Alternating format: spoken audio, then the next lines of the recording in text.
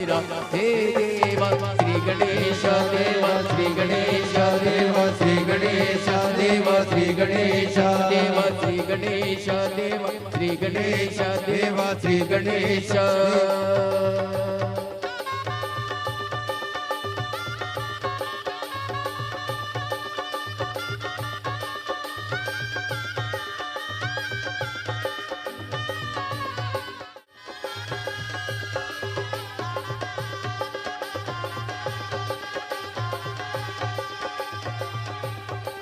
हो तेरी धूली का टीका किए देवा जो भक्ति तेरा जिए उसे अमृत का है मोहैया हंस के इसका वो प्याला पिए तेरी महिमा की छाया तले आया तेरा है देवा श्री गणेश देवा श्री गणेश देवा श्री गणेश देवा श्री गणेश।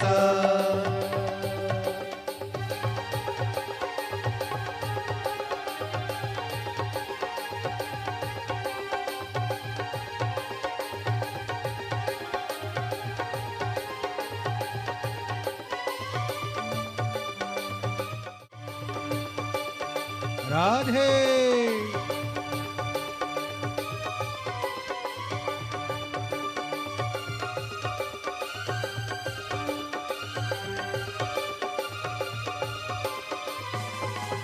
जय हो। गुरुर्ब्रह्मा गुरुर्विष्णु गुरुर्देवो महेश्वरा गुरुर्साक्षात् परब्रह्म तस्मै श्री गुरुवे नमः। मन लागो रे मन लागो रे मन लागो रे मन लागो रे मन लागो रे मन लागो रे माझे गुरु भजनी मन लागो रे माझे गुरु भजनी। गुरु दत्ताच्या चरणी दत्त नामाच्या कीर्तनी गुरु दत्ताच्या चरणी दत्त नामाच्या कीर्तनी गुरु भक्तीच्या पूजनी मन लागो रे माझे गुरु भजनी मन लागो रे माझे गुरु भजनी। गुरु माझे दत्त दिगंबरे गुरु माझे दत्त दिगंबरे हो गुरु माझे दत्त दिगंबरे हो गुरु माझे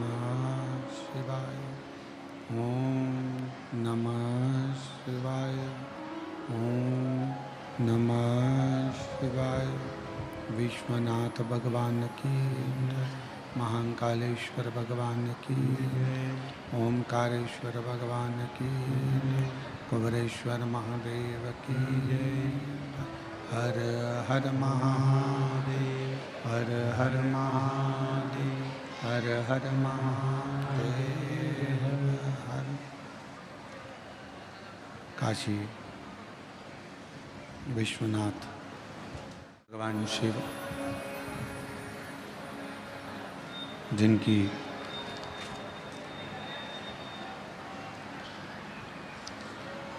पुनीत पावन पवित्र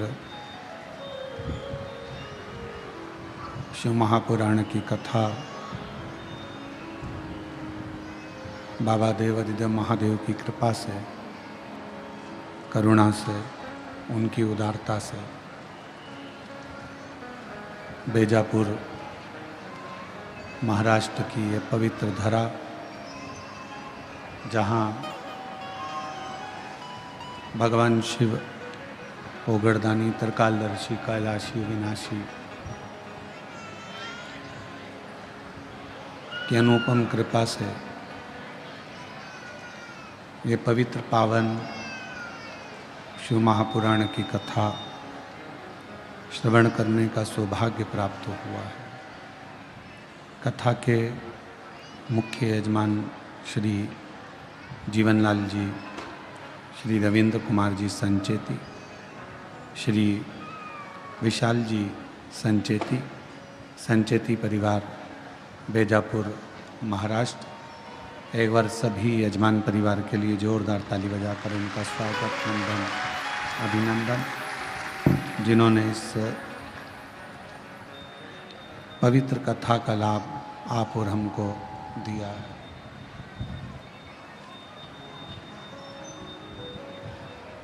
और तेरी कृपा बिना न हिले एक भी अणु, लेते हैं श्वास तेरी कृपा से तनु तनु। बखान क्या करूं मैं लाखों के ढेर का, चपटी भभूत में है खजाना कुबेर का। हे गंगाधार मुक्ति द्वार ओमकार तू, भोले ओमकार तू, आयो शरण तिहारी शंभु तार तार तू। भगवान देवादिदेव महादेव भगवान शिव की ये पवित्र कथा संपूर्ण विश्व के कल्याण के लिए,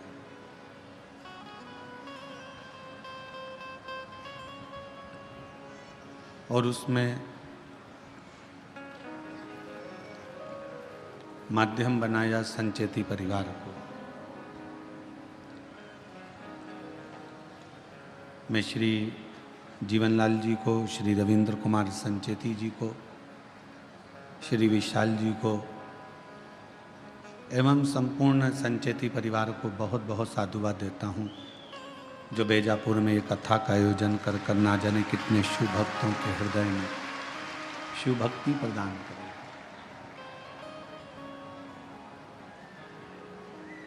हमारे जीवन के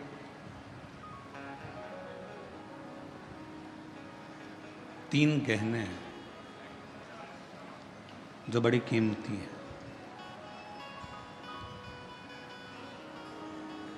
और ये तीन गहने जिसकी भी जिंदगी में होते हैं उसको कभी भटकना नहीं पड़ता।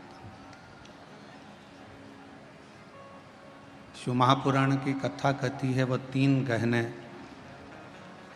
जिसने अपने शरीर पर, अपनी जिंदगी में, अपने मन पर, अपने चित्त पर और अपने जीवन में उतार लिया, फिर उसको कभी भटकना नहीं पड़ा। जैसे कोई आभूषण का श्रृंगार ऐसा होता है जिसके श्रृंगार से हमारी सुंदरता होती है। जैसे स्त्रियों के कान के कुंडल हो गए, मस्तक का बोर हो गया, बिंदा, नाक की नथनी हो गई, गले का मंगलसूत्र हो गया, हाथ का चूड़ा हो गया, पांव की पायल हो गई।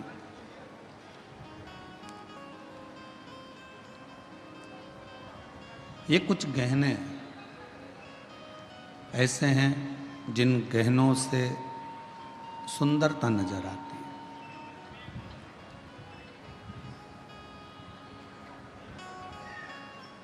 पुरुषों में भी कुछ गहने ऐसे हैं जिससे उनकी सुंदरता दिखती है, जैसे हाथ की अंगूठी हो, ब्रेसलेट हो, घड़ी हो, हाथ में बंधा हुआ कोई कलेवा, नाड़ा, लच्छा हो।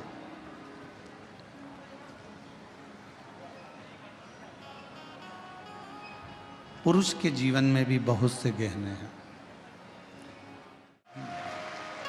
कोई महत्व,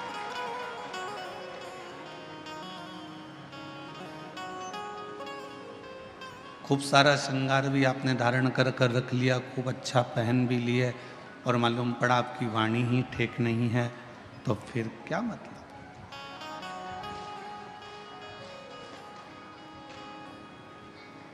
अगर वाणी तुम्हारी ठीक है, तुम्हारी वाणी अगर श्रेष्ठ है, तो फिर आप कोई गहना पहनो चाहे ना पहनो, तुम्हें जीवन भर लोग सुंदर ही कहेंगे और सुंदर ही दिखेंगे।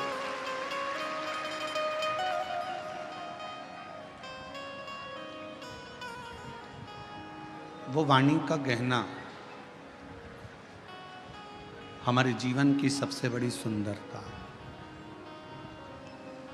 और इन सभी सुंदरता में एक 3 गहने भगवान शंकर ने माता पार्वती जी को बताए हैं। जो 3 गहने ऐसे हैं जिसके बल पर आप दुनिया का सारा सुख प्राप्त कर सकते हो। आज लाखों की भीड़ है, लाखों शिव भक्त यहाँ आए हैं, पंडालों में जगह नहीं है, हम जानते हैं। पानी गिरने के कारण बस आसपास का क्षेत्र भी कीचड़ है, गीला है, फिर भी आप लोग अपना आसन लगा लगा कर बैठे हो और भगवान शिव की पवित्र कथा का लाभ ले रहे हो। ये शिव की ही उदारता है, शंकर की ही करुणा।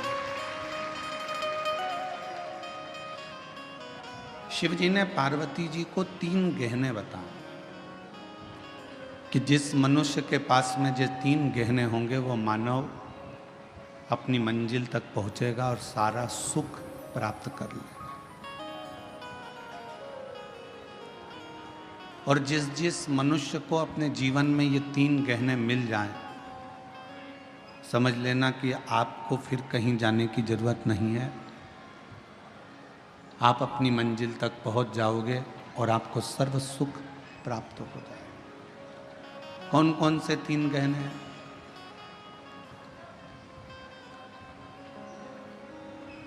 वो 3 गहने हैं, पहले नंबर का है विश्वास। जम के बोलो, कौन सा गहना? विश्वास। आवाज नहीं आई, फिर से बोलो, विश्वास। शिव जी ने पार्वती जी को 3 गहने बताए, उसमें से पहले नंबर का गहना है विश्वास। और वो विश्वास किस पर होना चाहिए? एक विश्वास होना चाहिए अपने आप पर कि मैं जो करूँगा वो अच्छा ही करूँगा, और मुझे उम्मीद है कि मैं एक ना एक दिन अच्छा कर कर रहूँगा। ये विश्वास।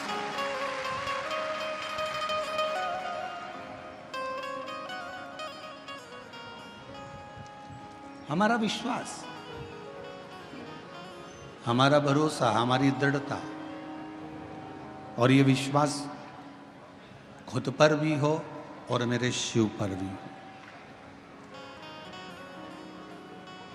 ये विश्वास स्वयं पर भी होना चाहिए और देवाधिदेव महादेव पर भी होना चाहिए।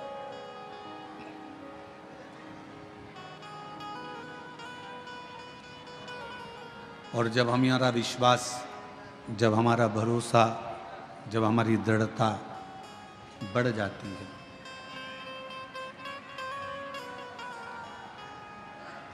जब हमारा विश्वास, हमारी दृढ़ता बढ़ जाती है, तब निश्चित है कि हम जो नहीं भी कर सकते हैं वो शिव जी की कृपा से कर दिखाते हैं और मंजिल तक पहुंच जाते हैं।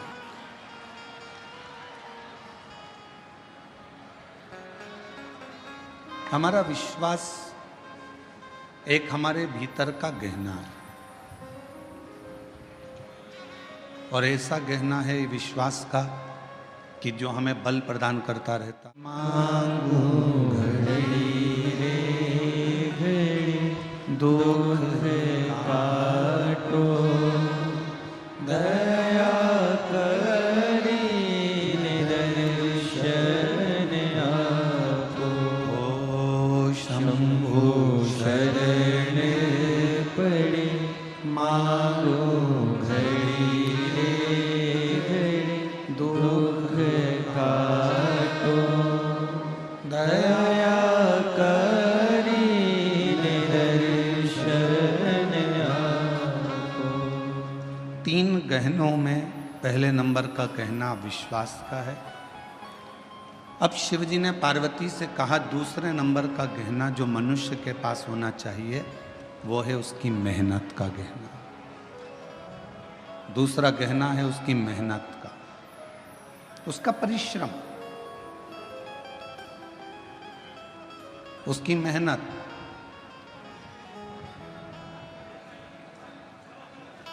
ये दूसरे नंबर का गहना है, आपकी मेहनत का गहना। यदि आप थोड़ी सी भी मेहनत कर रहे हो, थोड़ा सा भी परिश्रम अपनी जिंदगी में कर रहे हो, तो ये निश्चित है कि आप अपनी मंजिल तक भी पहुंचोगे और आपको आपका लक्ष्य भी प्राप्त हो।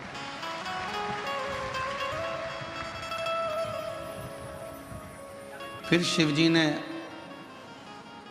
तीसरे नंबर का गहना बताया। पार्वती जी से कहा पार्वती तीसरे नंबर का गहना है सब्र, थोड़ा इंतजार, थोड़ी प्रतीक्षा।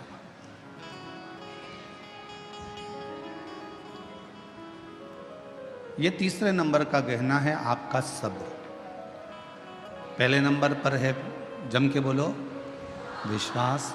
दूसरे नंबर पर है मेहनत और तीसरे नंबर पर है सब्र, थोड़ा इंतजार।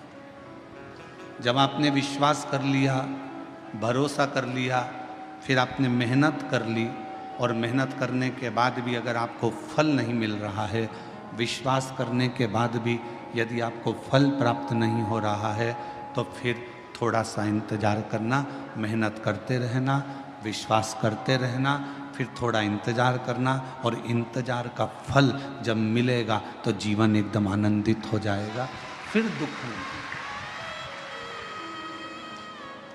शिरडी के साईं बाबा का एक मूल मंत्र है श्रद्धा सबूरी। श्रद्धा होना चाहिए और सबूरी होना चाहिए, थोड़ा प्रतीक्षा, थोड़ा इंतजार।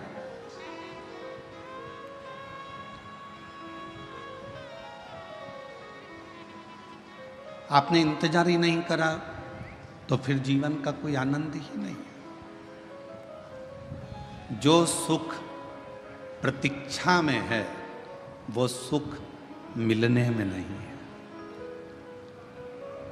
बोलो सही है कि गलत है? जो सुख प्रतीक्षा में है, इंतजार में, वो मिलने में नहीं है। कैसे? प्रैक्टिकल करना। तुम्हारे घर में टीवी नहीं थी, या 4 व्हीलर गाड़ी नहीं थी, 2 व्हीलर गाड़ी नहीं थी, या फ्रिज नहीं था, वॉशिंग मशीन नहीं थी, या तुम्हारे घर में कोई जो तुम्हें ज़रूरत है वो चीज़ नहीं थी, तुमने उसकी प्रतीक्षा करी, इंतज़ार करा। टीवी आएगी, दशहरे पे आएगी, दिवाली पर आएगी, सोफ़ा सेट आएगा, या फिर 4 व्हीलर गाड़ी आएगी, 2 व्हीलर गाड़ी आएगी। इंतज़ार करते रहे, इंतज़ार करते रहे, बहू आएगी, बहू आएगी, बहू आएगी, इंतज़ार करते रहे। और फिर जब प्रतीक्षा पूरी हो गई, बेटे की शादी हो गई, बहू आ गई, या गाड़ी आ गई, या सोफा सेट आ गया, या टीवी आ गई, इसके बाद उसके बाद का फिर समय तुम जानो, क्योंकि अभी हमारी बहू नहीं आई। उसके बाद का तुम जानो।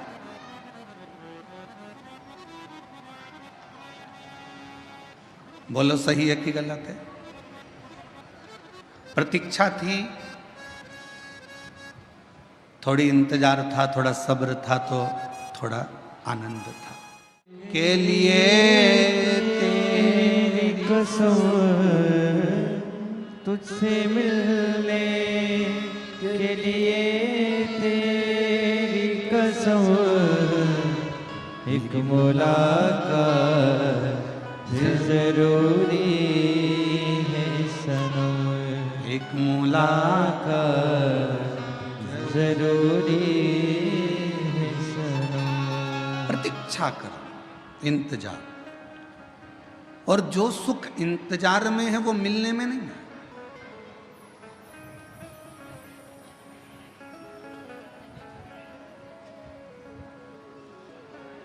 अच्छा विचार करिए थोड़ा सा, जब तक भगवान नहीं मिल रहा ना, शंकर भगवान, जब तक तुम्हें शिव महापुराण की कथा नहीं मिलती ना, 1, सवा 1, 1:30 बजे तक तुम ऐसी बेचैन रहती हो, इधर उधर उधर उधर उधर। और जैसे ही कथा चालू हुई और शिव महापुराण की कथा मिल गई, फिर तुम्हारी प्रतीक्षा समाप्त हो गई, फिर उससे मिल लिए, कथा 2.5 घंटे की कानों में पड़ गई। अब फिर जैसे ही सुध नहीं रहेगी, क्यों इतनी जल्दी 4 बज गई? जिसका इंतजार रहता है ना, और उससे अगर मिलन हो जाए तो उससे मिले हुए 10 घंटे, 12 घंटे, 8 घंटे, 4 घंटे थोड़े से लगते हैं। इतनी जल्दी? फिर 4 बजते से ही अपनी अपनी दरी संभाली, बेग पीछे करा,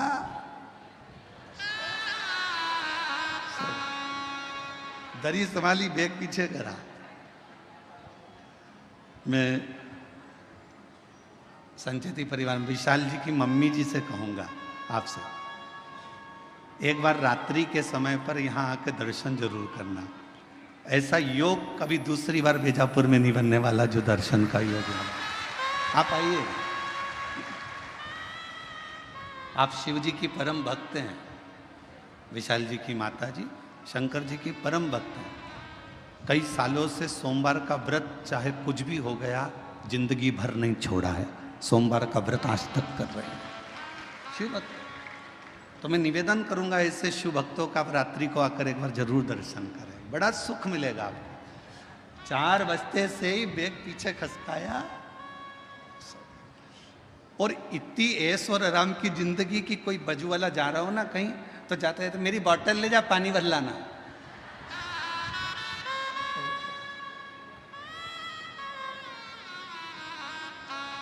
हम तो बाबा के भरोसे चलते हैं, हम तो बाबा के भरोसे चलते हैं।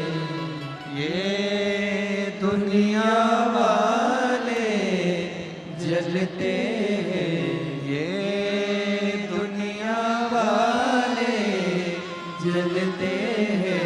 डमरू वाले के भरोसे चलते हैं, काशी वाले के भरोसे चलते हैं, सीहोर वाले के भरोसे चलते हैं। प्रतीक्षा में जो सुख है वो मिलन में नहीं।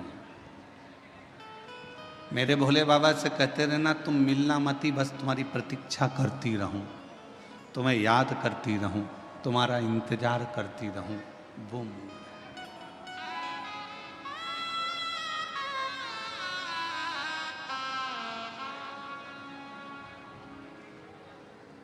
तुम्हारा इंतजार मूल है। मिलने के बाद इतनी फिर आनंदता नहीं रहती है, प्रतीक्षा में आनंदता रहती है, प्रतीक्षा। दूसरे नंबर की आपकी मेहनत, तीसरे नंबर पर है सब्र, थोड़ा इंतजार। और स्टेशन पर पहुंचते से ही अगर तुम जैसे ही पहुंचे और वैसे ही धड़धड़ाती हुई ट्रेन तुम्हारे सामने आ जाएगी तो तुम्हें घबराहट हो जाएगी। थोड़ा सा पहुंच गए स्टेशन पर और फिर तुम्हारी ट्रेन 5-10 मिनट इंतजार के बाद अगर आएगी ना तो तुम्हें सुकून मिलेगा कि हाँ अब आ रही है, मैं पहुंच गई हूँ, अब मेरे ट्रेन आएगी, मैं बैठूंगी और अपनी मंजिल तक पहुंच जाऊंगी। इंतजार बहुत जरूरी है और बिना इंतजार के कोई सुख का अनुभव भी नहीं है। एक महिला ने अपने पत्र में लिखा, गुरुजी मुझे 24 साल तक औलाद नहीं हुई। कितने साल? 24। और 24 साल तक जब मुझे औलाद नहीं हुई तो मैं हिम्मत 5 साल के बाद में मैंने हिम्मत हार दी थी कि मेरे घर में औलाद नहीं होगी। फिर भी मेरे घर के लोगों ने मेरा इलाज करवाया, हम दोनों का इलाज चला, 8 साल 10 साल इलाज में निकाल दिए। 10 साल के बाद भी औलाद नहीं हुई, तब पूर्ण तरह से डॉक्टरों ने कह दिया कि तुम कभी माँ नहीं बन सकती और तुम कभी पिता नहीं बन सकते। 10 साल के इलाज के बाद हमने आस छोड़ दी कि हमको बच्चा हो। 15 साल निकल गए, 18 साल निकल गए, शादी के 20 साल निकल गए, 22 साल निकल गए और 22 साल निकलने के बाद 23 साल जब आया, 23वें साल में हमारे घर के पास में एक किराएदारनी आई और उस किराएदारनी ने कहा कि एक सियोर वाला महाराज कथा कहता है, आस्था चैनल पर आती है, भाभी आपको औलाद नहीं है, कितने साल हो गए? तो कहा मुझे 23 साल हो गए, औलाद 24वां लग गया, औलाद। तुम एक काम करो कि टीवी के सामने अपना आसन बिछाओ और दोनों पति पत्नी टीवी पर कथा सुनो। और हमने टीवी पर पहली बार कथा 23 साल औलाद नहीं, 24 साल औलाद नहीं, फिर सुनना चालू करी और कथा सुनने के बाद मन में एक विश्वास जागा। आप कहते हो कि विश्वास पूरा रखना शिव जरूर देगा, तो 24 साल शादी के होने के बाद जब विश्वास जागा तब पशुपति व्रत किया, आराधना करी, सफ़ेद आंकड़े की जड़ को बांधा, शिव जी से बारंबार निवेदन करा, तो भी संतान का सुख नहीं। 24 साल निकलने के बाद हम पड़ोसन जो किराएदारनी आई उसके पास फिर पहुंचे। पत्र देखिए,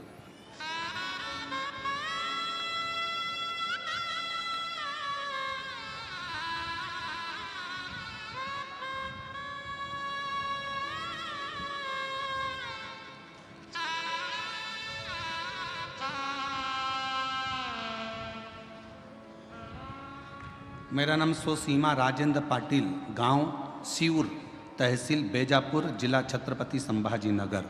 कहीं बैठी हो तो बच्चों को लेके आ सकते हैं। 24 साल निकलने के बाद भी संतान का सुख सामने नजर नहीं आया तो किराएदारनी से कहा कि वो सियोर वाला महाराज भी झूठ बोलता है। किराएदारनी ने कहा तू ऐसी बात मत कर, मैं सबकी बुराई सुन सकती हूँ पर वो सियोर वाला महाराज की नहीं सुन सकती, वो झूठ नहीं बोलता। उस किराएदारनी ने अपने उस बहन ने पत्र में लिखा कि किराएदारनी बोली वो सियोर वाला महाराज कथा नहीं कहता, शंकर स्वयं कथा कहता है और मुझे विश्वास है तेरे घर औलाद होगी। एक बार फिर वापिस सफ़ेद आंकड़े की जड़ का प्रयोग कर, वापिस प्रयोग करा और बाबा की कृपा से 15 फरवरी 2024 को एक नहीं, बाबा की कृपा से 2 संतान ने जन्म लिया 24 साल के बाद। दोनों संतान के फोटो लगा रही हूँ, दोनों के फोटो आप लोग LED पर, आस्था चैनल पर देख सकते हैं। शिव पर करा भरोसा, कभी टूटा नहीं, कभी नहीं। इंतजार बहुत जरूरी है, सब्र बहुत जरूरी। 3 गहने मेरे शंकर भगवान बता रहे हैं पार्वती जी को। पहले नंबर का बोलते जाओ, विश्वास अपने आप पर भी रखना और देवाधिदेव महादेव पर भी रखना। दूसरे नंबर का अपनी मेहनत, मेहनत में पीछे मत हटना, परिश्रम करते रहना। कुआं खोदते रहो, 10 कुएं मत खोदना।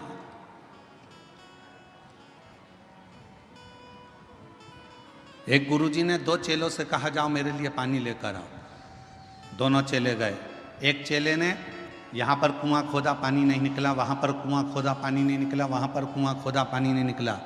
एक चेला एक ही जगह पर कुआं खोदता रहा, खोदता रहा, खोदता रहा, खोदता रहा, आखिरी में वो पानी वहाँ मिल गया। 15 फीट इधर खोदा, 25 फीट उधर खोदा, 50 फीट उधर खोदा। उस लड़के ने एक ही जगह पर 100 फीट खोद दिया। वो 15 और 20 और 50 फीट खोदता रहा और इसने पूरा गहराई तक खोद दिया तो पानी मिल गया। एक ही को भजते रहो, शिव को इतना भजना, इतना विश्वास करना, इतनी मेहनत करना कि मेरा शंकर भगवान। कई लोगों की आदत होती है, अभी मैंने पार्लर की दुकान खोली नहीं चली, कपड़े की दुकान खोली नहीं चली, मोबाइल की दुकान खोली नहीं चली, प्लास्टिक के सामान की दुकान खोली नहीं चली, खाद बीज की दुकान खोली नहीं चली। क्यों? क्योंकि हमने 10 जगह पर दिमाग दौड़ाया। उसकी चल रही थी, उसको देख के अपन ने खोल ली। काका जी के लड़के की चल रही थी, उसको देखकर अपन ने खोल ली। ताऊ जी के लड़के की चल रही थी, उसको देख के अपन ने खोल ली। 10 तरह की बुद्धि चलाई, दिमाग चलाया और 10 दुकान खोलकर चल देख लिया। आखिरी में पत्नी पति की पत्रिका लेकर पहुंच गई बाबाओं के पास में। बताओ ना, मेरे पति का कोई योग अच्छा नहीं बैठ रहा, जो भी दुकान खोलता है उसमें घाटा पड़ जाता है। अब कह दिया कि तेरे यहाँ पितृदोष है, वास्तु दोष है, ये दोष है, पर ये नहीं बताया कि खुद के अंदर दोष है। अगर एक ही दुकान में मेहनत कर लेता तो जो पहले नंबर की खोली थी वही आगे निकल जाती। हम अपने भीतर का दोष तो देख नहीं रहे, अपनी मेहनत को तो हम देख नहीं रहे।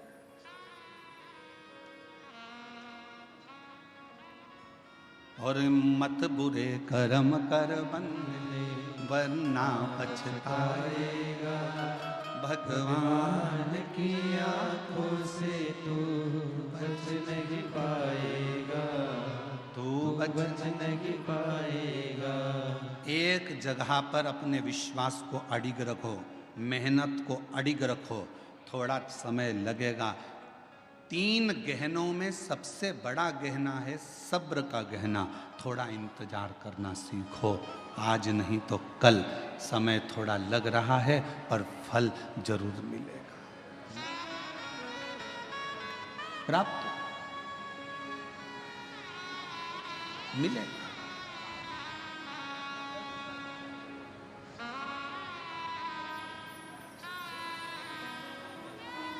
थोड़ा सा इंतजार करो, थोड़ा सा। और शंभु शरणे पड़ी मांगू घड़ी रे घड़ी, दुख काटो दया करी दर्शन आपको। समय लग सकता है। एक बहन ने एक और पत्र लिखा था।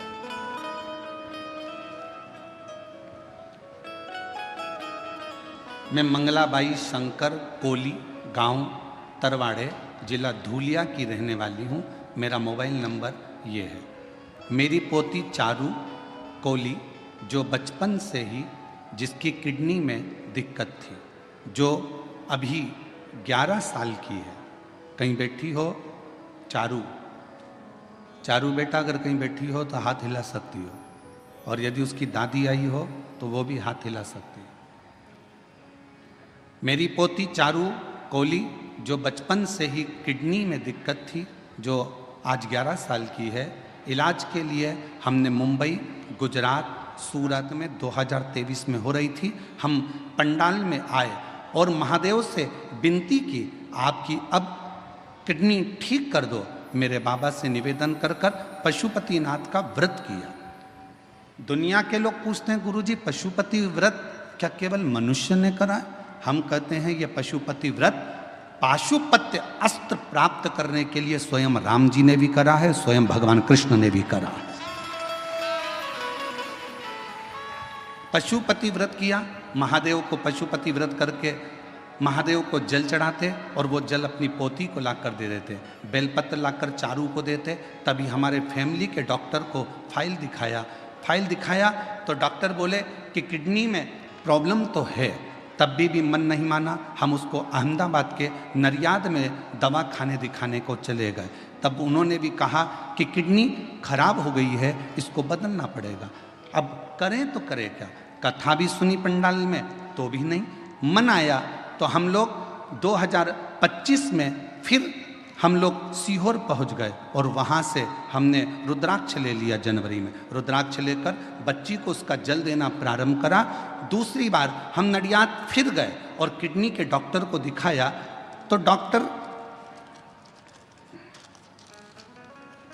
डॉक्टर ने कह दिया कि इसकी किडनी ठीक हो गई है, अब इसको कोई दवाई की जरूरत नहीं है, किडनी ने काम करना प्रारंभ कर दिया है। पत्र को आप लोग पढ़ सकते हो। किडनी ठीक हो गई है बाबा, मैं बाबा को नमन करने के लिए आई हूँ, अब कोई दवाई की जरूरत नहीं है। अगर बच्ची बैठी हो और उसकी दादी बैठी हो तो बच्ची को लेकर आ सकती है। 11 साल की चुरू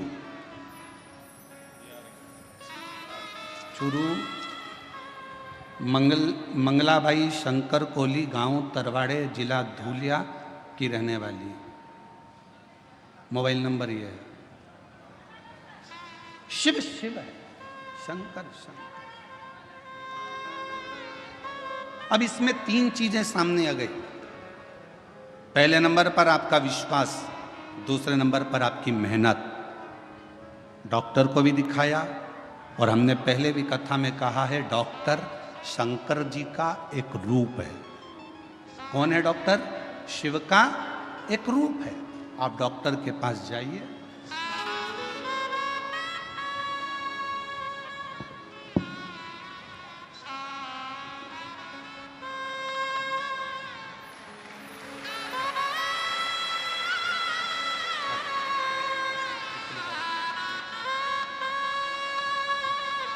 बैठो बैठो बैठो। शंभु शंभु शंभु शंभु शंभु नमन करो बाबा, जल्दी जल्दी प्रणाम करो। शंभु प्रणाम करो, दे बेटा जल्दी प्रणाम करो। शंभु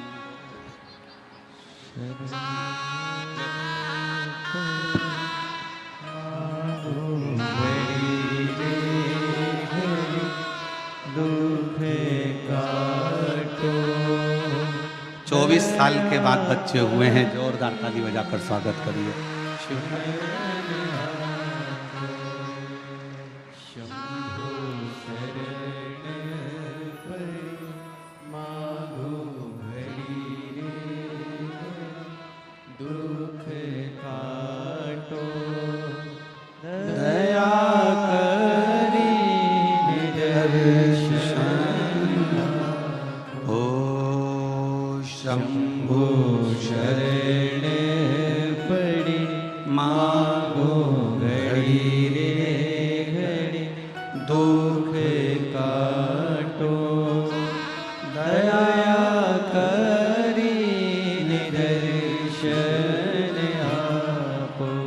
शिव कथा कह रही है। 3 काम करिए, विश्वास, मेहनत। डॉक्टर को भी शिव का एक रूप मानकर उसके पास जरूर जाओ। जांच बोले जांच कराओ, दवाइयाँ दे दवाइयाँ खाओ और विश्वास रखो कि मेरे घर का ये व्यक्ति ठीक होकर ही रहे। फिर थोड़ा सा इंतजार करो, थोड़ा इंतजार। जाता फिरता है, फिर कोई ने कह दिया ऐसा कर लो, फिर कोई ने कह दिया वैसा। ना ना ना, सारी समस्या का हल श्री शिवाय बोल बम का नारा है। फिर नहीं भटक।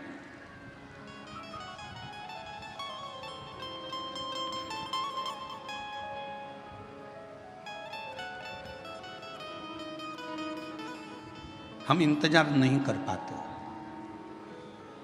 आज के व्यक्ति के जीवन में सबसे बड़ी उलझन केवल एक ही है कि वो इंतजार करना नहीं जानता। वो इंतजार करना नहीं जानता। बहू ने कुछ बोला, सास से इंतजार नहीं हुआ, पलट कर जवाब दिया। सास ने कुछ बोला, बहू ने तुरंत पलट कर जवाब दिया। बाप ने कुछ बोला, बेटे ने पलट कर जवाब दिया। बेटे ने कुछ बोला, बाप ने पलट कर जवाब दिया। भाई ने कुछ बोला, भाई ने पलट कर जवाब दिया। आज के जमाने में लोग थोड़ा सा इंतजार नहीं करते।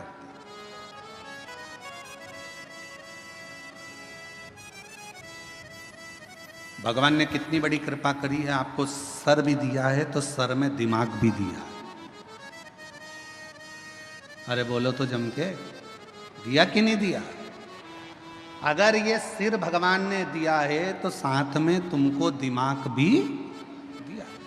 नहीं तो सिर तो एक माचिस की तीली का भी होता है। देखिए माचिस की तीली, बोलो बोलो जम के बोलो। देखिए माचिस की तीली, माचिस की तीली को देखना, उसमें भी सिर होता है। पर माचिस की तीली में दिमाग होता है क्या? नहीं। माचिस की तीली में सिर होगा पर दिमाग नहीं होगा। माचिस की तीली में केवल सिर है, केवल सिर। इसलिए माचिस की तीली थोड़े से ही घिसने से, थोड़े से ही घर्षण से, थोड़े से ही घिसने से माचिस की तीली तुरंत जल जाती है, क्योंकि उसमें दिमाग नहीं है।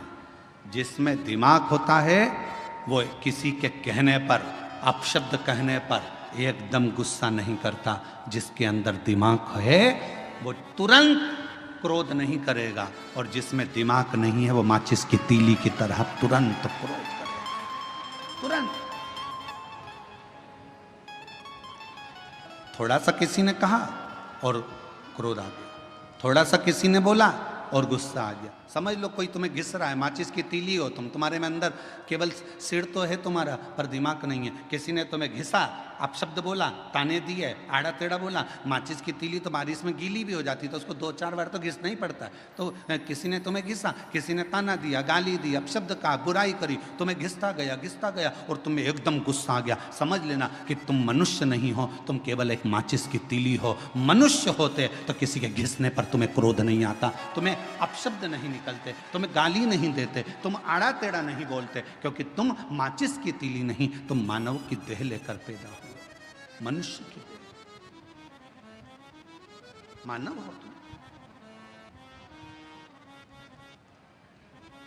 कोई बोल भी दिया आड़ा टेढ़ा, कोई कह भी दिया अपशब्द, कोई बोल भी दिया, ताने भी दे दिया, किसी ने आड़ा टेढ़ा भी कह दिया, अपशब्द भी कह दिया, कोई बात नहीं। समय का थोड़ा सा इंतजार करो, थोड़ा सा।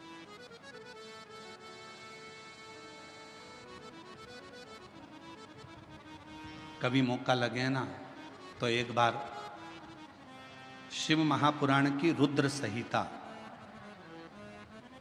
अवश्य पढ़िए, और कभी अगर मौका मिल जाए तो कुर्म पुराण का 26वें नंबर का अध्याय जरूर पढ़िएगा।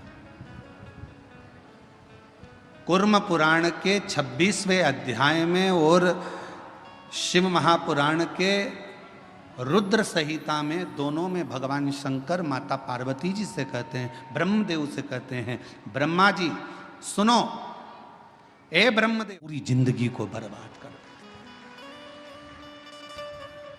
यदि आप शंकर भगवान का भजन कर रहे हो, शिव जी को एक लोटा जल चढ़ा रहे हो, शंकर भगवान का अनुमोदन कर रहे हो, शिव जी का गुणगान कर रहे हो, शंकर जी की कथा का रसपान कर रहे हो, शिव भक्ति में डूबे हुए हो, शंकर जी के नाम में डूबे हुए हो, शंकर जी की भक्ति में डूबे हुए हो, शिव स्मरण में डूबे हुए हो, शंकर भगवान की कथा में डूबे हुए हो, भगवान की अविरल भक्ति में डूबे हुए हो, और यदि कोई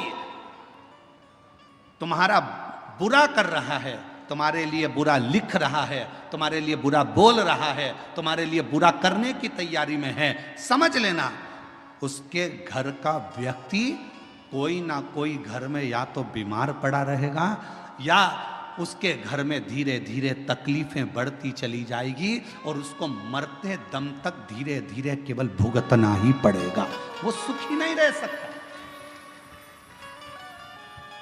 ये सियोर वाला महाराज नहीं कह रहा है, ये पंडित प्रदीप मिश्रा नहीं कह रहा है, यह कह रही है शिव महापुराण की रुद्र संहिता, यह कह रही है कुर्म पुराण का 26वें नंबर का अध्याय वर्णन कर रहा है। स्वयं भगवान शंकर ब्रह्मा जी से कहते हैं, मेरे भक्त का यदि कोई स्वप्न में भी बुरा करने का सोचता है, बुरा बोलने का सोचता है, बुरा कहने का सोचता है, तो उसने अपने पूरे परिवार को डुबोने का विचार कर लिया, उसका परिवार सुखी नहीं रह सकता। तन से, मन से और धन से वो बर्बाद होता ही रहता है। इसलिए मेरी जीजियों, मेरे जीजाओं, मेरी बेटियों बेटाओं, मेरी माताओं, मेरे भाई, मेरे बंधुओं, मेरे पिता तुल्य बुजुर्ग बंधुओं, मैं आपसे निवेदन करना चाहूंगा, सबकी निंदा करिएगा पर शिव की कभी निंदा नहीं। सबकी निंदा करिए पर शंकर के भक्त की कभी निंदा नहीं। कारण एक, नारद जी ने भगवान विष्णु से शिव जी की निंदा करी थी तो नारद जी के मुख बंदर का लगा था, बंदर का। नारद जी ने भगवान विष्णु से शिव जी की निंदा करी और भगवान विष्णु ने निंदा सुन ली थी तो उनको घोड़े का मुंह लगा था, हयग्रीव अवतार हुआ था। ये निंदा बड़ी विचित्र है। बहुत सारे मिलेंगे दिन भर मोबाइल पर, उनका एक ही काम है कि शिव पुराण की निंदा करो, शंकर जी की निंदा करो, शिव भक्त की निंदा करो, शिव कथा वाचने वालों की निंदा करो, शिव स्मरण करने वालों की निंदा करो। उनके पास केवल फ्री बैठे हैं तो वो अपने कुल को कैसे डुबोएंगे, तो गलत गलत लिखते जाते हैं, जिससे उनका कुल, परिवार, बेटे बेटी, माता पिता, परिवार के जितने सदस्य हैं वो किसी न किसी रूप में तकलीफ भोगते ही रहते हैं। गलत लिखा, गलत बोला, गलत।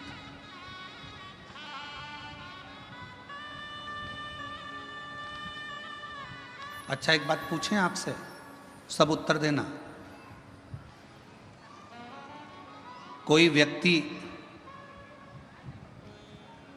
की लड़ाई हो गई किसी व्यक्ति से और तुम पास में खड़े थे और खड़े होकर तुमने केवल इतना सा कहा, दे दो चार और दे, बोलो केस बनेगा कि नहीं बनेगा तुम पर? अरे जम के तो बोलो, बनेगा ना। क्यों बनेगा? तूने प्रोत्साहन दिया, तुझे बोलना था बंद कर, पर तूने कहा दे और दे, दो चार और दे। तुमने उसको प्रोत्साहन दिया कि मार, इसलिए मारने वाले से ज्यादा ज्यादा केस, ज्यादा ज्यादा धाराएं, जिसने प्रोत्साहन दिया दे दो चार, उस पर ज्यादा धाराएं लगती हैं, उसको ज़्यादा परेशान किया जाता है, उस पर ज़्यादा केस चलता है। उसी तरह मोबाइल पर किसी ने कुछ लिख दिया, तुमने उसमें कमेंट्स कर दिया, तुमने उसमें उसका साथ दे दिया और वो बड़े मुस्कुराकर तुम उसका साथ दे रहे हो। याद रखना, उसके यहाँ देर है अंधेर नहीं है, एक ना एक दिन ऐसा दंड देगा कि तुम्हें भोगना पड़ेगा। कोई गलत लिख रहा है, डिलीट हो जाओ, ब्लैक लिस्ट में डालो, खत्म। फुल एंजॉय की जिंदगी जियो, हम शिव के शिव हमारे, हमें क्या करना? आग लगे बस्ती में अपन रहो मस्ती में। कोई तुमको ज्यादा ताना दे, कितनी बंठन के निकलती है, तो दूसरे दिन कांजीवरम की साड़ी लाओ बनारसी और बेहतरीन पहन के निकलो। और आग लगे तो अच्छी बात, अपन तो और ठाठ से रहो।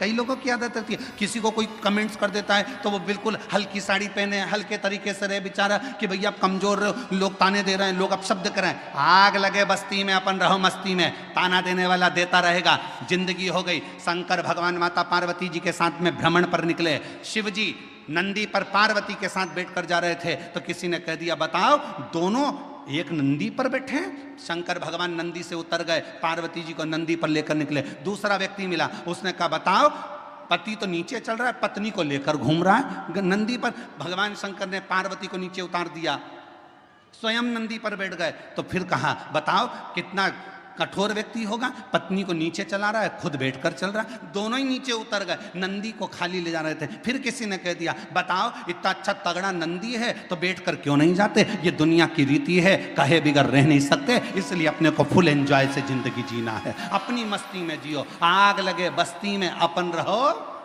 मस्ती में, क्या किसको रोइए और चादर तान के सोइए, खुश होकर जिंदगी जियो।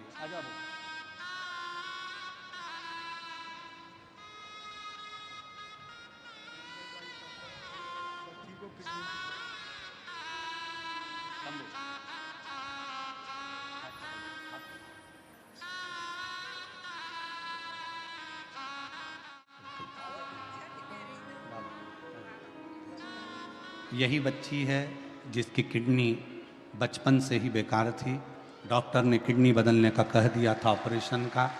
और नासिक की कथा को श्रवण करने के बाद बाबा पर भरोसा कर कर शिव पर आश्रित हुई और शिव जी की कृपा से डॉक्टर ने कह दिया, किडनी ने काम करना चालू कर दिया, दवाई गोली बंद हुई और बाबा की कृपा से स्वस्थ हुई। एक बार जोरदार ताली बजा साहब। शंभु शरणे पड़े मांगू घड़ी रे घड़ी, दुख काटो दया करी दर्शन आपको। ओ शंभु शरणे पड़े मांगू घड़ी दुख काटो दया करी दर्शन आपको। भगवान शिव की कथा कह रही है, थोड़ा इंतजार रखिए, थोड़ा सब्र, कह दो बोल नहीं।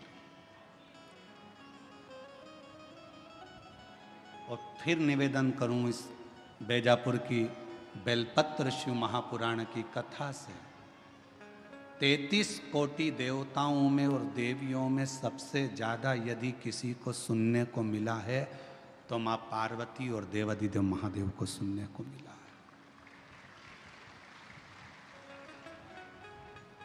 पार्वती जी अपनी सहेलियों के घर भी जाती थी ना, बेस्ट फ्रेंडों से मिलने भी जाती थी, तो पार्वती को नीचा दिखाया जाता था। हम नहीं कह रहे, पुराण कह रहे।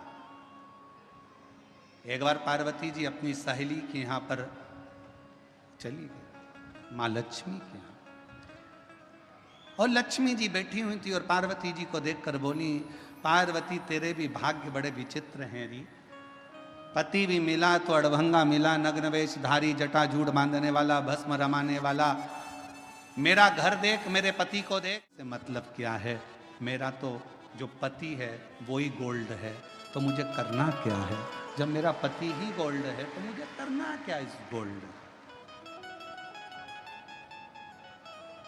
क्या करूंगा।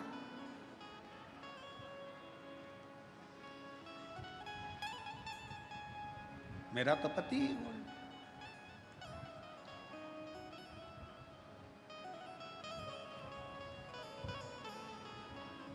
वो कहते हैं भोलेनाथ ब्यूटी फूल।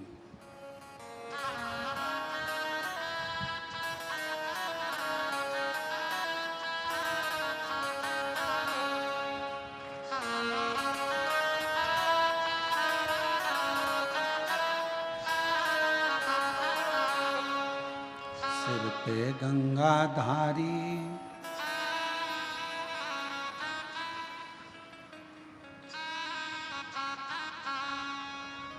क्या बोलते सले, मस्तक पे गंगा सिर पे लेवे, कल्याण उनका कर दे, भोलेनाथ ब्यूटी। गंगा सिर पर ले ले, कल्याण वो कर दे, भोलेनाथ ब्यूटीफुल। मेरा पति तो खुद गोल्ड है, ये गोल्ड की नगरी का मैं करूंगी क्या?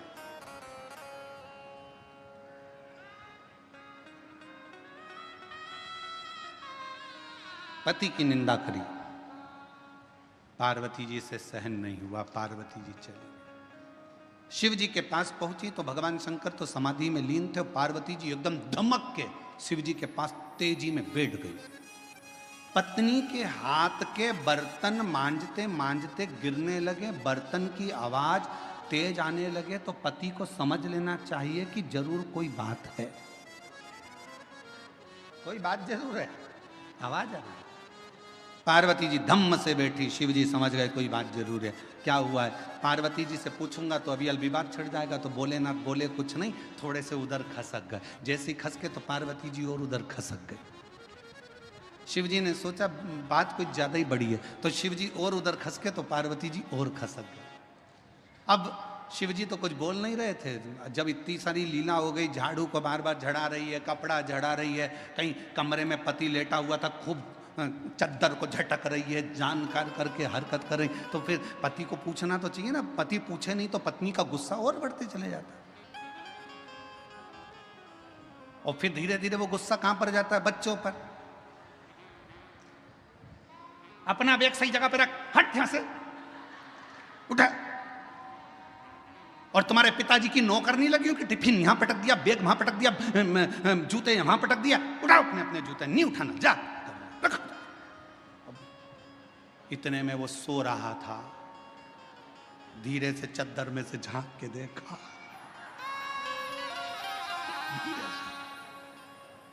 और उसके स्मरण में आया, अम्बे तू है जगदम्बे, जय वो बेजापुर वाली, हम सब उतारे तेरी। उसके समझ में आ गया आज जरूर कोई बात है, इसके मन में कोई प्रश्न है और बहुत जोरदार। तो पार्वती जी से शिव जी ने पूछा नहीं, पार्वती जी नजदीक में आई, तब शंकर भगवान ने देखा कि ज्यादा बात बढ़े उससे अच्छा पूछ लेता हूँ। शिव जी ने पूछा, पार्वती क्या हुआ? तुम तो अपनी बेस्ट फ्रेंड के यहाँ गई थी और तुम तो कह रही थी मेरी फ्रेंड बड़ी अच्छी, मेरी फ्रेंड बड़ी अच्छी, क्या हुआ? पार्वती जी बोली, मेरे को एक सोने का महल बनवा दो नाथ। शिव जी मन में सोचे, मेरे को पहले ही मालूम था, ये मुझे मालूम, क्या करेगी महल का? उसमें रहूंगी। अच्छा, शिव जी ने कहा ठीक है कोई बात नहीं, तेरे मन की बात है, अभी बनवा देता हूं। विश्वकर्मा जी को बुलाया। पार्वती जी बोली, अब विश्वकर्मा जी आ गए ना, अब मैं समझ लूंगी। बस पति एक बार पत्नी को सुनार की दुकान पर ले जाए, फिर बेचारा पति कुछ नहीं बोल पाता, जो बोलती है पत्नी बोलती है। वो बेचारा कुर्सी पर बैठा रहता है। सुनार भी ऐसा होता है, चाय मंगवाएगा, साहब को चाय पिलाओ, क्योंकि पैसा वही देगा, साहब को चाय पिला, चाय पिला। पत्नी को सामने बिठाएगा, हाँ जी बताओ, ये चार अंगों। पति बोले बहुत बढ़िया, बस तो करवा चौथ पे ले लूं मैं। पति ने कहा ले ले। अब करवा चौथ पे पत्नी ने हार पहना, छत पे गई, पति की पूजन करी, चलनी में मुंह देख रही थी पति का, पति उसके हार को देख रहा था, वो मुंह देख रही थी, वो हार देख रहा था। और पति ने चंद्रदेव को प्रणाम कर कर कहा, रे गजब कर दिया, 2 लाख का करवा चौथ हो गया। अब सोचे, देखे सुख क्या।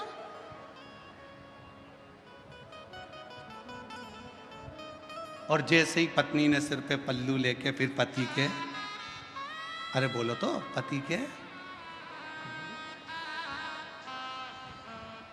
ये पति के चरण छू रही थी। पति चंद्रदेव को प्रार्थना कर रहा था, जैसे आज छू रही है, रोज क्यों नहीं कर देता।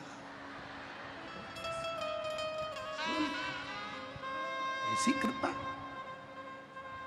अब शिव जी ने कहा, मैं बुलवा देता हूँ, लाओ। विश्वकर्मा जी को बोला, विश्वकर्मा जी आओ जरा। जैसे विश्वकर्मा जी आए, कह दिया पार्वती जी ने, अब मैं बता देती हूँ कैसा। और बनवा दे रे भोला सोने की एक नगरिया, बनवा दे रे भोला सोने की एक। सोने के पर्ण कोटे जिसमें सोने की अटरिया, सोने के पर्ण कोटे जिसमें सोने की अटरिया बनवास। हमारे बीच में माननीय रेल मंत्री जी केंद्र से श्री राव साहब जी पधारे हैं। एक बार जोरदार ताली बजाकर स्वागत वंदन। जोरदार ताली बजाकर स्वागत करें माननीय रेल मंत्री जी का, जो हमारे बीच में पधारे हैं।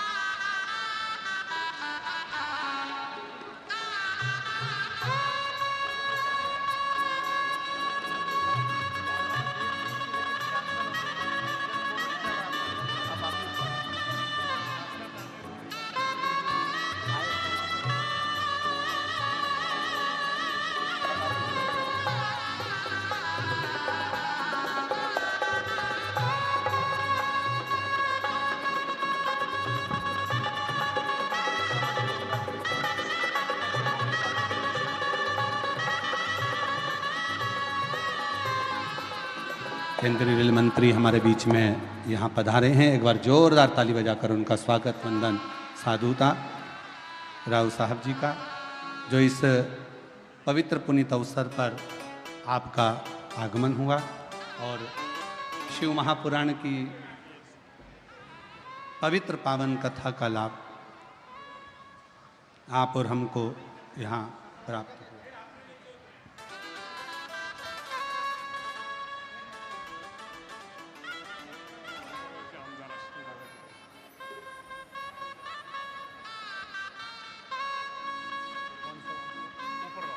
कोपर गांव के आमदार जी हमारे बीच में पधारे हैं। एक बार जोरदार ताली बजाकर स्वागत।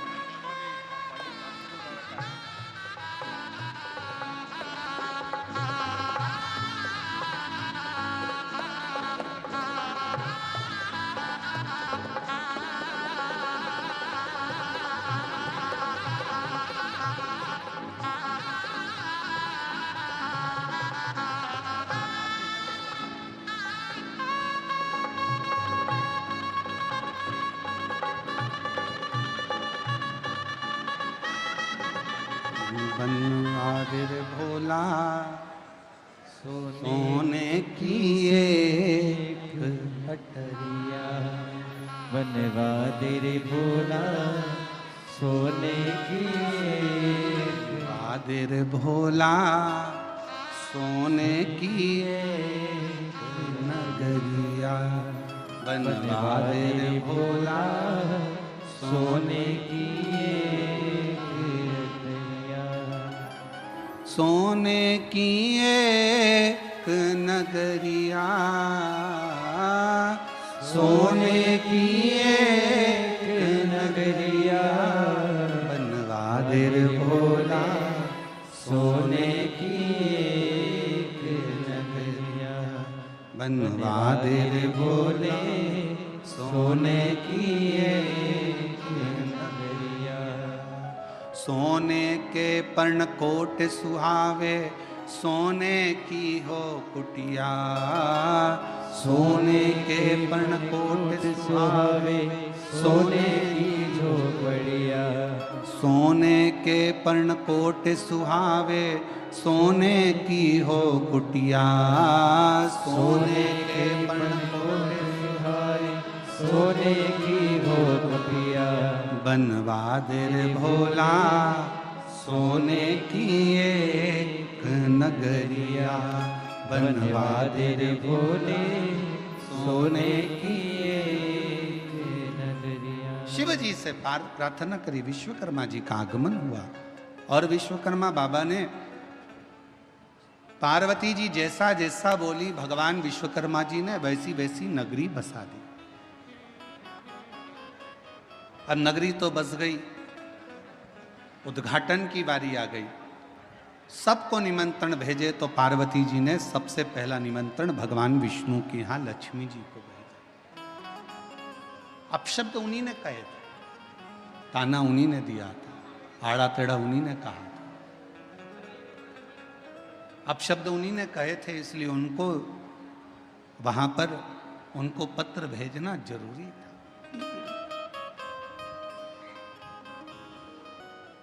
सब कुछ हुआ, सब कुछ। फिर आखिरी में मेरे देव अधिदेव महादेव ने निर्णय लिया, मेरे शंकर भगवान ने ये विचार किया कि कहीं शिवजी का ये विचार आया, शंकर भगवान ने ये विचार किया कि कहीं ये पार्वती जी के भीतर कहीं आई अभिमत्ता ना एकत्रित हो जाए।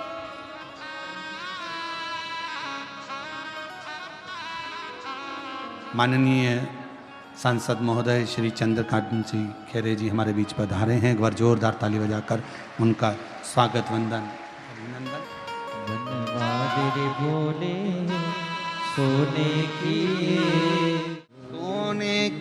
एक नगरिया, बनवादे बोले सोने की एक नगरिया, बनवादे बोला सोने की एक नगरिया। शिव कथा कह रहे हैं,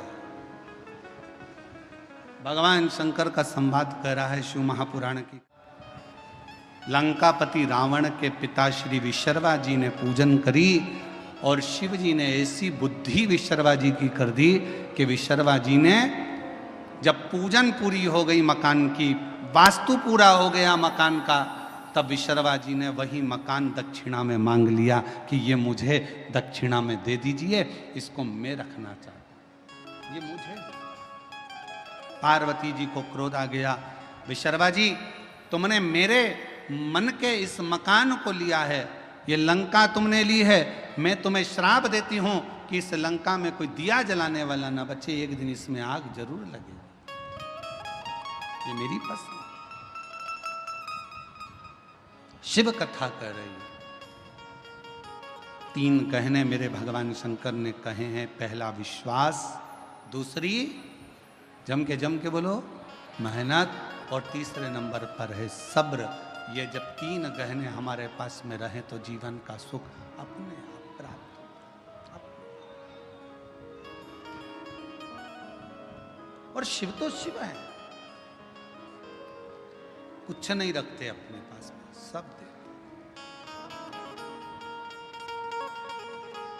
बस आप उसके नाम का स्मरण करते चलो, उसको पुकारते चलो, श्री शिवाय नमस्तुभ्यम कहते चलो।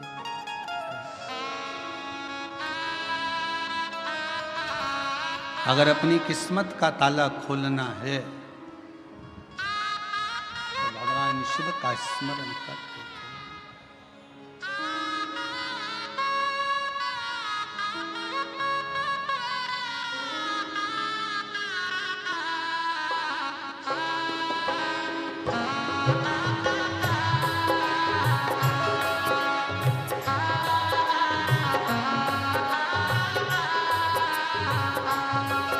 अपनी किस्मत का ताला हो, अपनी किस्मत का ताला हो, अपनी किस्मत का ताला तुम खोलते चलो। श्री शिवाय नमस्तुभ्यं तुम बोलते चलो, श्री शिवाय नमस्तुभ्यं तुम बोलते चलो, श्री शिवाय नमस्तुभ्यं तुम बोलते चलो, श्री शिवाय नमस्तुभ्यं तुम बोलते चलो। अपनी किस्मत का ताला हो,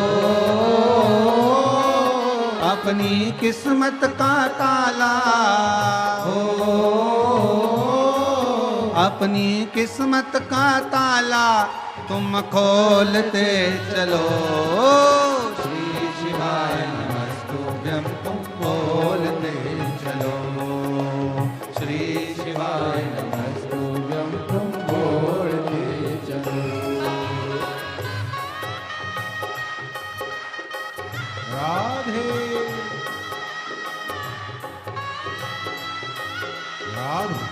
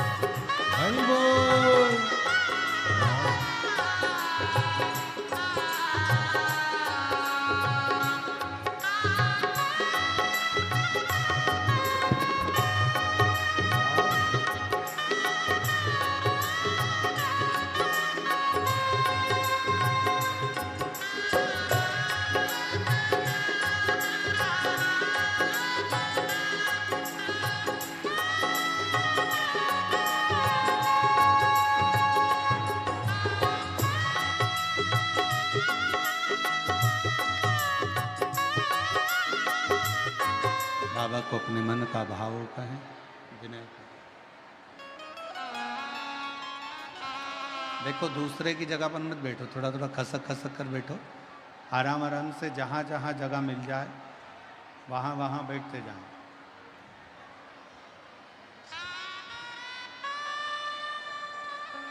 दोनों हाथ उठाकर एक बार प्रेम से हर हर भाव से सभी लोग कहेंगे, दिल से विनय करेंगे, निवेदन करेंगे, प्रार्थना करेंगे।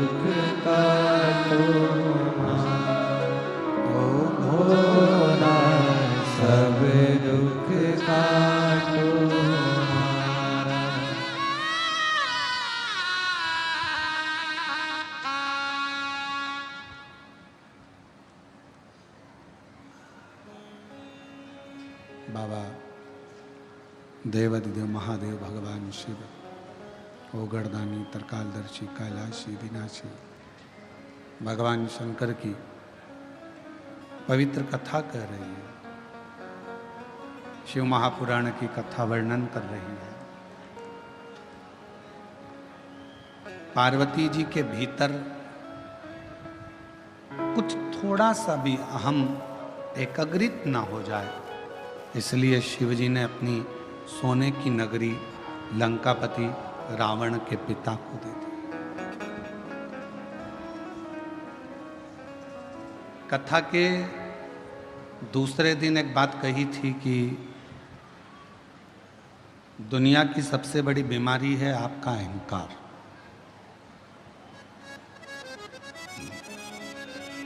यदि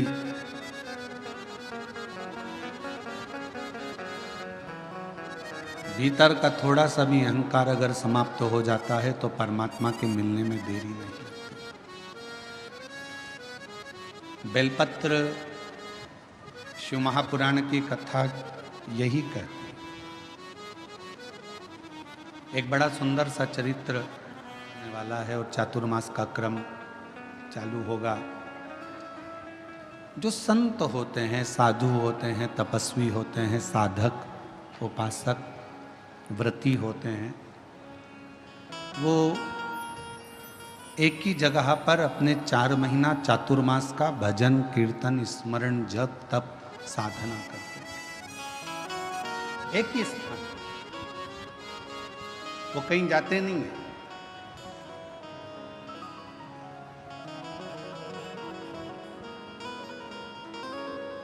किसी ने एक बात पूछी कि गुरुजी, व्रत क्या केवल मनुष्य ही करता है?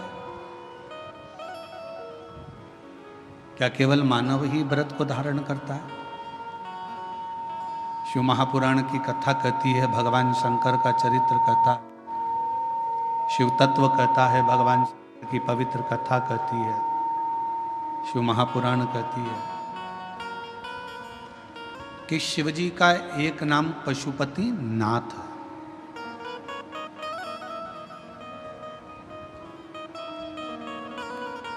शिव को पशुपति नाथ भी कहते हैं, अर्थात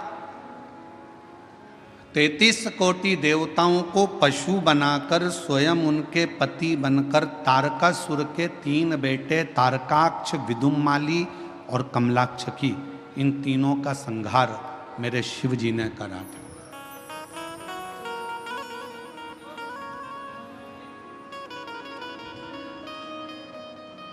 एक बार माता पार्वती जी ने शिव जी से यह प्रश्न किया है। मां पार्वती जी ने भगवान शंकर से कहा कि व्रत का फल क्या केवल मनुष्य के ही खाते में, तपस्वियों के खाते में?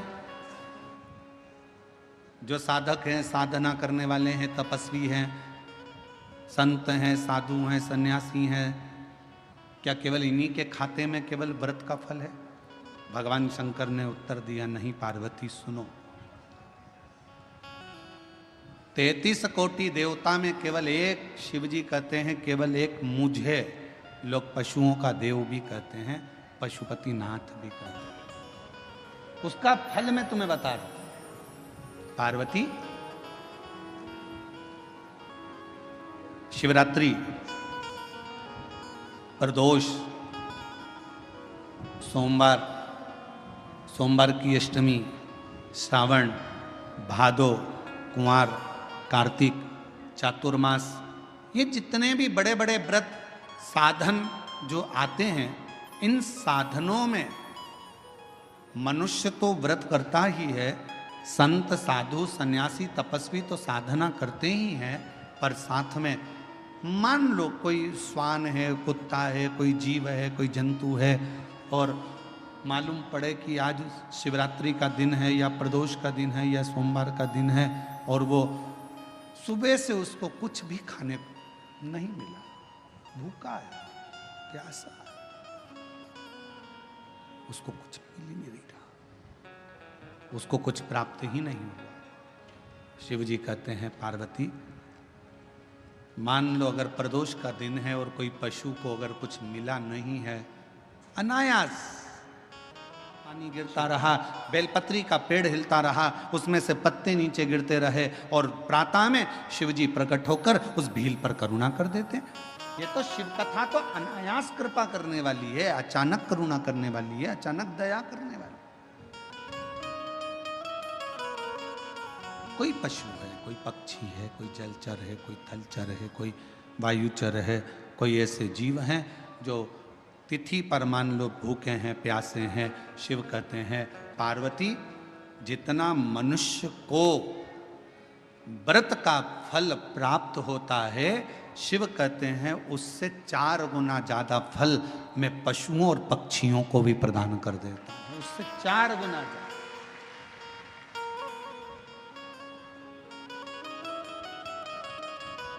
उसको पशुपति नाथ कहते हैं। चतुर्मास का समय था, एक संत शिव के अड़भंगे भक्त थे, एक पवित्र नदी के तट पर बैठकर भगवान शंकर की साधना, तप, आराधना शिव जी की करना प्रारंभ कर, पार्थिव शिवलिंग का निर्माण कर लेते, उन्हीं का पूजन करते, उन्हीं की अर्चना करते, उन्हीं की चाकरी करते। नदी के इस ओर संत सब तब साधना भजन पूजन कर रहा है। और नदी के उस ओर एक परिवार रहता था जिसमें एक बालक रहता था जिसका नाम था शिवानंद। क्या नाम है बालक का? शिवानंद।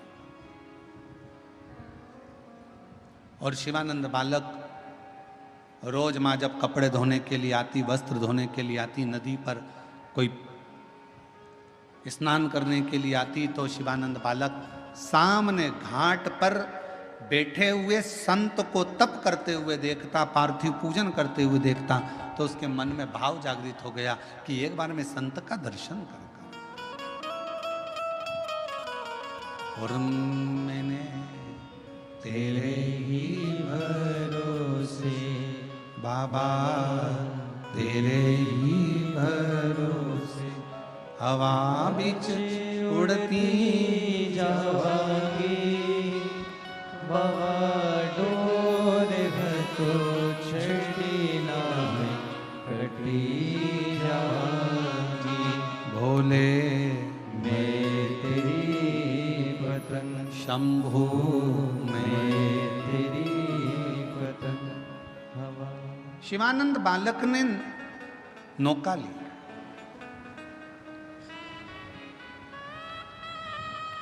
मैया को आज घाट पर ही छोड़ा, और मैया को घाट पर छोड़कर शिवानंद बालक नाव को लेकर घाट के उस पार, शिवानंद बालक नाव लेकर घाट के उस पार पहुंच गया।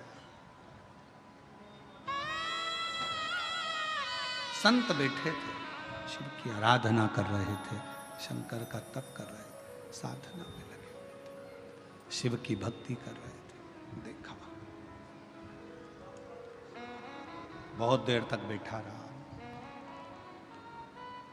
थोड़ी देर बाद उसने संत के चरणों को प्रणाम किया, पूछा कौन हो बालक तुम, कहां से आए हो, कहां रहते हो? बालक ने कहा मैं नदी के उस पार रहता हूं और मेरा नाम शिवानंद है। आपको आराधना करते हुए देखकर मेरा मन करा कि एक बार मैं आपको प्रणाम कर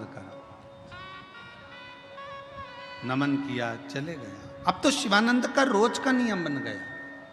शिवानंद अब रोज उधर जाता, उधर से फिर इधर आता, फिर उधर जाता, फिर इधर आता। एक दिन शिवानंद ने अपनी माता को प्रणाम कर कहा, माँ मेरा मन है, चातुर्मास का समय चल रहा है, 4 महीने चल रहे हैं, मेरा दिल करता है माँ कि मैं वो संत जो घाट के उस पार है ना, उसकी सेवा करना चाहता हूँ, मैं संत की सेवा करना चाहता हूँ। ठीक है, माँ ने आज्ञा कर दी। बेटा शिवानंद संत के पास चला गया। संत दिन रात अपनी मस्ती में शिव स्मरण में लगे रहते थे। श्री शिवाय नमस्तुभ्यं, श्री शिवाय नमस्तुभ्यं, श्री शिवाय नमस्तुभ्यं, श्री शिवाय श्री शिवाय नमस्तुभ्यं, श्री शिवाय नमस्तुभ्यं, श्री शिवाय नमस्तुभ्यं, श्री शिवाय नमस्तुभ्यं। संत बैठे, शिवानंद बालक भी भगवान शिव की आराधना में डूबा रहता, भक्ति में। गुरु जी का हृदय थोड़ा सा दुखा, पूछा तुम बेलपत्र के पत्ते लेकर आए हो, क्या तुमने बेलपत्र के पत्र को मंत्र दिया है? क्या तुमने बेलपत्र के पत्र को लाने के लिए निमंत्रण दिया है? शिवानंद बालक बोला कि मैंने ना तो कोई पत्र दिया, ना कोई मैंने मंत्र दिया, और ना कोई मैंने निमंत्रण दिया। बेलपत्र के पत्र को तोड़ने से पहले एक नियम है कि बेलपत्र के पत्र को वृक्ष से जब तोड़ा जाता है तो सबसे पहले उसको मंत्र दिया जाता है। क्या कहा जाता है? ओम नमः शिवाय। बेलपत्र के पत्र को पेड़ पे से जब तोड़ा जाता है तो ओम नमः शिवाय का नाद किया जाता है। और बेलपत्र के पत्र में, इसमें तो वो नहीं है गूठी, बेलपत्र का जब पत्ता टूटता है तो यहाँ एक गूठी आ जाती है। देखा है आप लोगों ने? जम के तो बोलो, देखा है? तो बेलपत्र के पत्र में जो गूठी होती है उसको भी जब तोड़ा जाता है, उस गूठी को जब अलग किया जाता है तब भी शिव मंत्र उसको दिया जाता है। ओम नमः शिवाय, ओम नमः शिवाय, ओम नमः शिवाय। वृक्ष पे से पत्ते को तोड़ा तो मंत्र दिया, गूठी को तोड़ा तो मंत्र दिया, और बेलपत्र के पत्ते को जब तोड़ा जाता है, मंत्र, पत्ते को तोड़ने से पहले मंत्र प्रदान किया जाता है, और जब तोड़ा जाता है तो कहा जाता है, हे माँ पार्वती, हे माँ गोरा, चलो तुम्हें शिवजी ने बुलाया है मेरे कल्याण के लिए। माँ, आपको शंकर जी ने याद किया है, मेरे ऊपर बहुत दुख है माँ, कल्याण करिए, चलिए मेरे दुख को समाप्त करिए, निमंत्रण दो।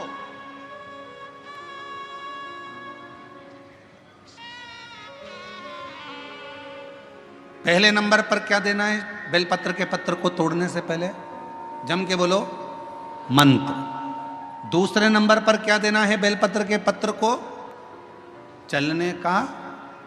जम के बोलो, निमंत्रण। मां पार्वती जी से कहो, हे मां गोरा, हे मां पार्वती, हे मां चलिए, आपको शिव जी ने याद किया है। मां, हे मां पार्वती, हे मां गोरा, मेरे कल्याण के लिए, मेरे दुख को दूर करने के लिए, मेरी तकलीफों को हरने के लिए, हे माँ गोरा, मेरे कष्ट को समाप्त करने के लिए, माँ गोरा, मेरा भंडार भरने के लिए आपको शिव जी ने याद किया है, निमंत्रण दो।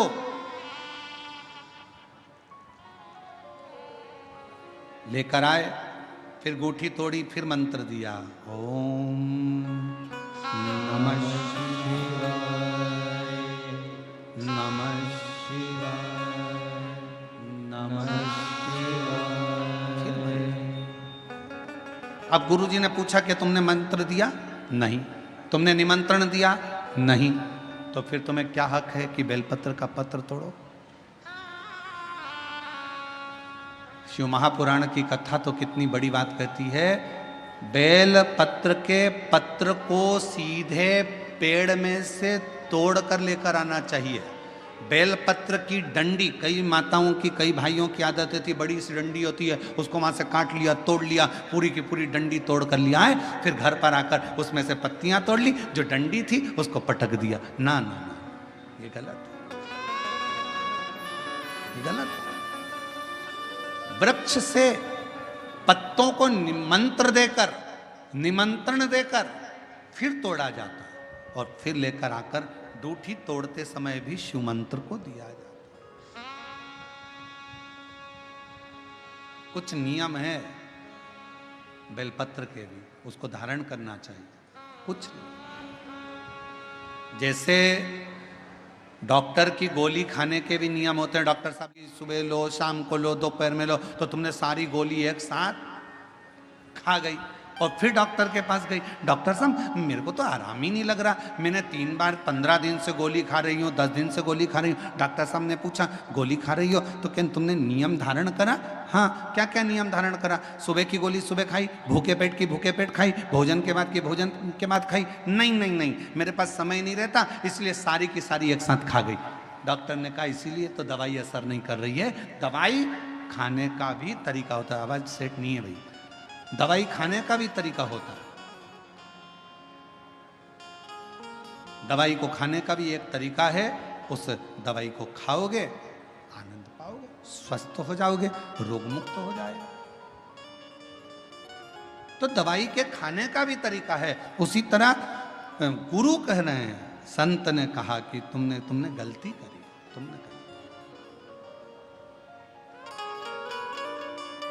पहले मंत्र दो, फिर से बोलो, पहले मंत्र, फिर निमंत्रण, फिर दूठी तोड़ते समय, फिर मंत्र, फिर ओम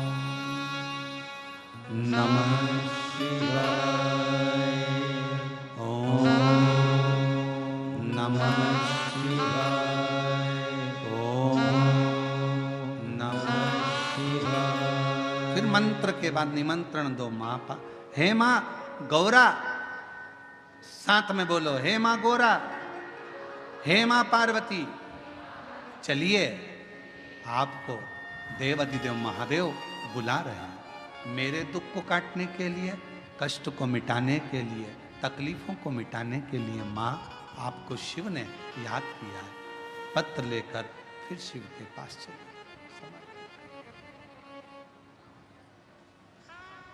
लाखों के दुखड़े जो तू हर गया डमरू वाले, मेरे दुखड़ों को देख कर क्यों डर गया डमरू वाले। चलो माँ,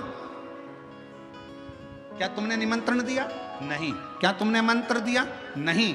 तब संत को क्रोध आया। संत ने कहा, बेटा ऐ शिवानंद, ऐसे कभी बेलपत्र को लेकर मत आना, ऐसे कभी बेलपत्र को लेकर मत आना, ऐसे कभी बेलपत्र। ठीक है प्रभु, गलती हो गई, क्षमा करिएगा। आप जब कृपा करेंगे, जब दया करेंगे, जब मेरा बाबा करुणा करेगा, दया करेगा, तब मैं फिर पुनः बेलपत्र को लेकर फिर पुनः।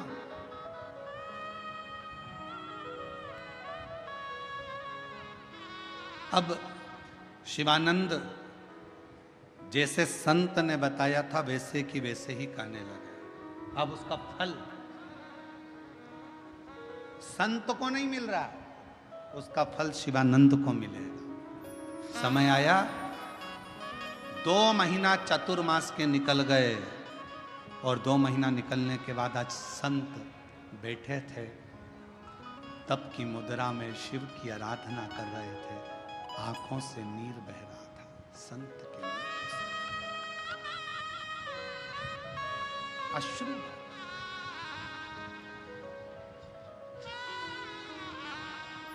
शिवानंद ने पूछा, गुरुदेव आपकी आंखों से आंसू बह रहा है, नेत्रों से नीर बह रहा है?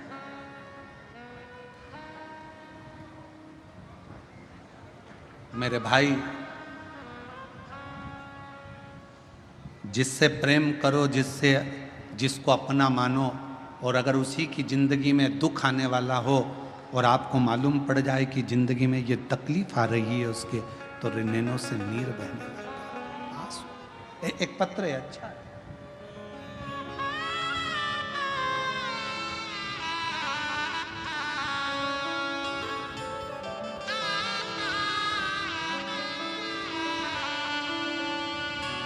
मेरा नाम स्व कल्याणी, ऋषिकेश, अनर्थ है, रोड बेजापुर से हूँ।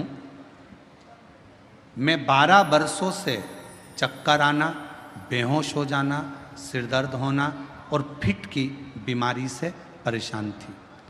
12 साल से मुझे फिट की बीमारी थी, मिर्गी की बीमारी थी, सिर दर्द होता था, बेहोश हो जाती थी, चक्कर आता था। 12 साल से ये तकलीफ भोग रही थी। 3 बार सीटी स्कैन करवाया, लेकिन उसमें भी कुछ हल निकल कर नहीं आया। एक दिन मेरी माँ ने आपकी शिव कथा सुनकर मुझे भी 1 लोटे जल महादेव पर चढ़ाने का कहा। अब मैं 2 साल से बाबा को जल चढ़ा रही हूँ, 2 साल से शिवजी पे चढ़ी हुई बेलपत्र खा रही हूँ, बाबा की पंडाल में कथा सुनती हूँ, और आज बाबा की कृपा से 2 साल में मुझे एक भी फिट का दौरा नहीं आया और मैं पूर्ण तरह से ठीक हूँ। मेरी सारी दवाइयाँ बंद हो गई। मैं बाबा को प्रणाम करने के लिए यहाँ आई हूँ। कहीं बैठी हो तो आ सकती हैं। मेरी फिट की बीमारी जो चल रही थी 12 साल से, वो 2 साल से बंद।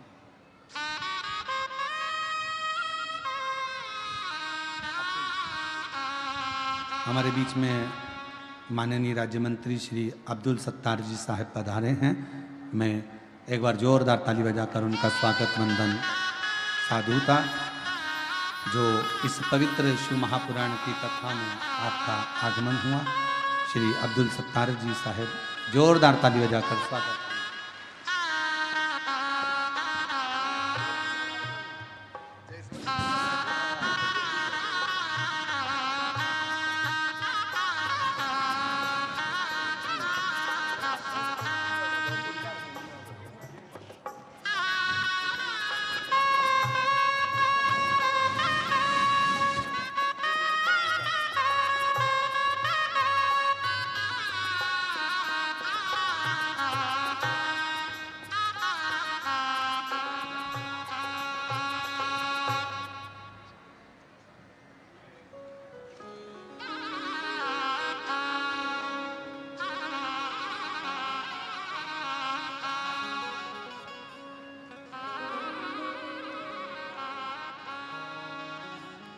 बारह साल से फिट की बीमारी थी और 2 साल से बाबा की कृपा से फिट की बीमारी समाप्त हुई है।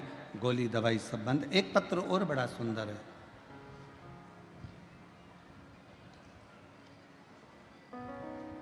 श्रीमती हेमवती हनुमंत कुम्हार, पूना से कातराज।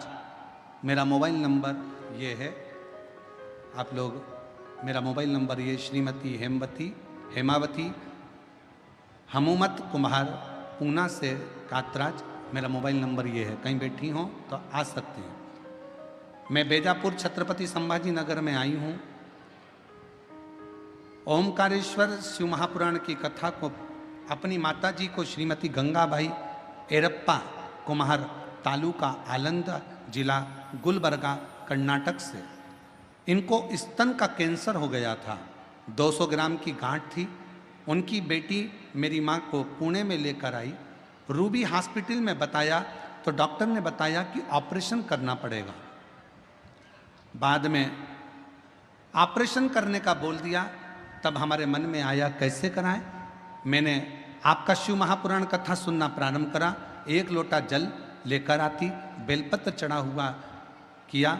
तब मेरी माँ का स्तन का 200 ग्राम गांठ कम हो गया। 3 महीने लगातार शिवजी की सेवा किया। 3 महीने के अंदर डॉक्टर को बताया तो गठान पूरी गल चुकी थी। ऑपरेशन के लिए डॉक्टर ने मना कर दिया और कैंसर की रिपोर्ट भी नील आई है। मैं बेजापुर की बेलपत्र शिव महापुराण कथा सुनने के लिए आई हूँ और मेरे बाबा को नमन करने के लिए आई हूँ। कहीं बैठी हो तो आकर एक बेलपत्र ले सकती हैं। शिव तत्व किसको कहते हैं?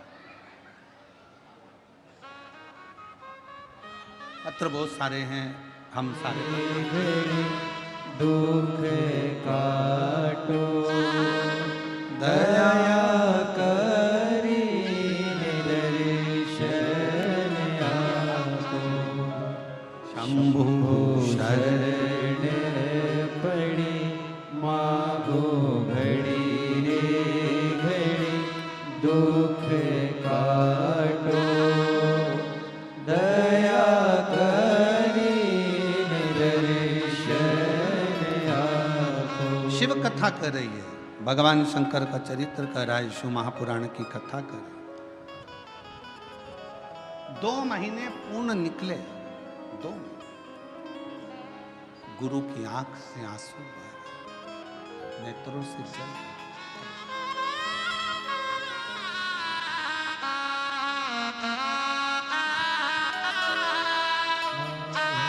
घड़ी रे घड़ी दुख काटो दया करी दर्शन आपको, शंभो शरण पड़ी मागो घड़ी रे। 12 साल से मिर्गी की बीमारी थी और फिट आते थे। बाबा की कृपा से 2 साल से फिट आना बंद हो गए। शिव जी की कृपा। एक बार जोरदार ताली बजाते हैं।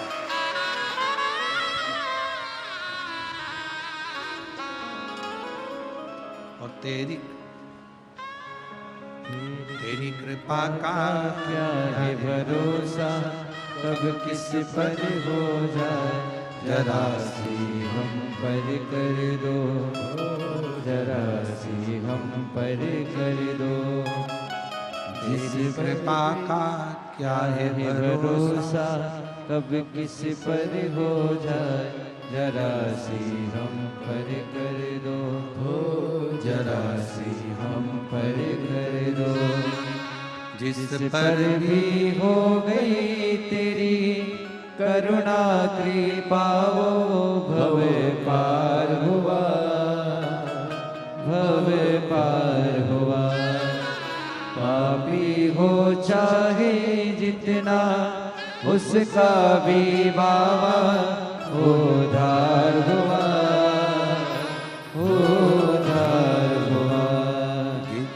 अजामिल गणिका जैसे तेरे मन को भाए, जरा सी हम पर कर दो, जरा सी हम पर कर दो। शिव कथा कह रही, भगवान शंकर का चरित्र कह रहा, शिव पुराण कह रहा। शिवानंद ने रोते हुए देखा, पूछा गुरुजी तुम क्यों रो रहे हो, तुम्हारी आंखों में आंसू क्यों हैं? गुरुजी कुछ नहीं, बस गुरुजी ने एक ही बात करी, शिवानंद अपने घर जाओ,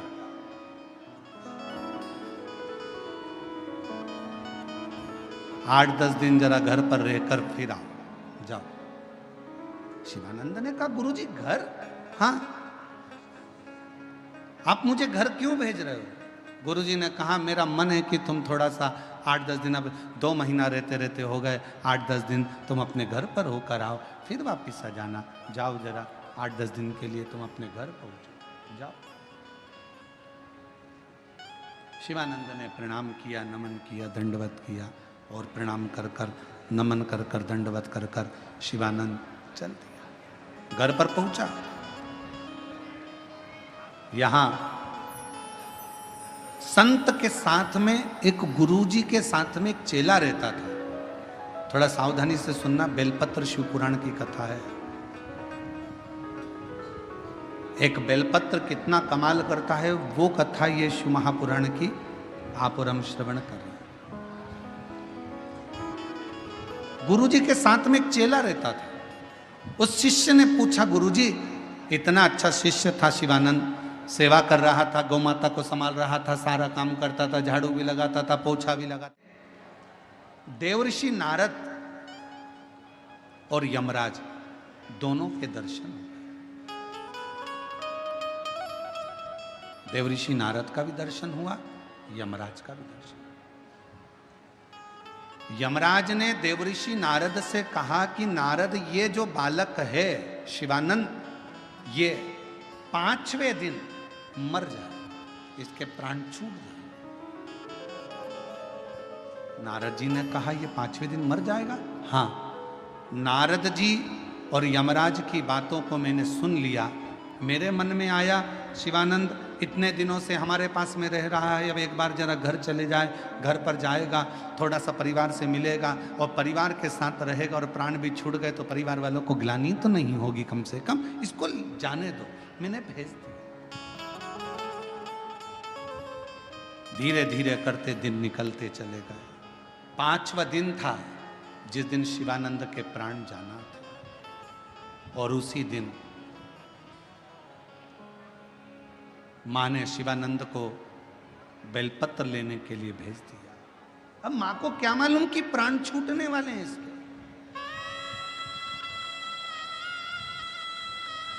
माँ को नहीं मालूम कि इसके प्राण जाएंगे, माँ को नहीं मालूम कि इसके प्राण छूटने वाले, इसके प्राण चले गए, ये माँ को नहीं मालूम।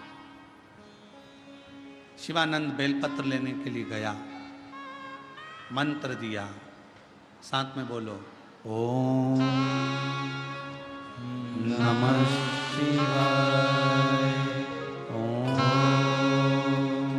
नमः शिवाय, ओम नमः शिवाय। निमंत्रण दिया, हे माँ दुर्गा, हे माँ जगत जननी गौरा माँ, हे माँ पार्वती जी चलो। देवाधिदेव महादेव ने आपको याद किया। माँ मेरा कष्ट हरने के लिए, मेरा दुख हरने के लिए, मेरी तकलीफ हरने के लिए, माँ मेरा भंडार भरने के लिए चलिए। आपको शिव जी ने याद किया। विनय करी, बेलपत्र लेकर आ गया, माँ को दे दिया, खेलने में लग गया, कार्य में लग गया। लगते लगते गुरुजी को लगा गंगा के उस पार चिता जलने की अभी अग्नि दिखेगी तो मुझे लगेगा कि वो मर गया, पर अग्नि नहीं दिखी। रोने की आवाज आएगी, आवाज नहीं। 5वां दिन निकल गया, 6ठा दिन निकल गया, 7वां दिन निकल गया, 8वां दिन निकल गया, 10 दिन निकल गए। 10 दिन पूरे होते से 11वें दिन वो शिष्य, वो शिवानंद वापिस आया।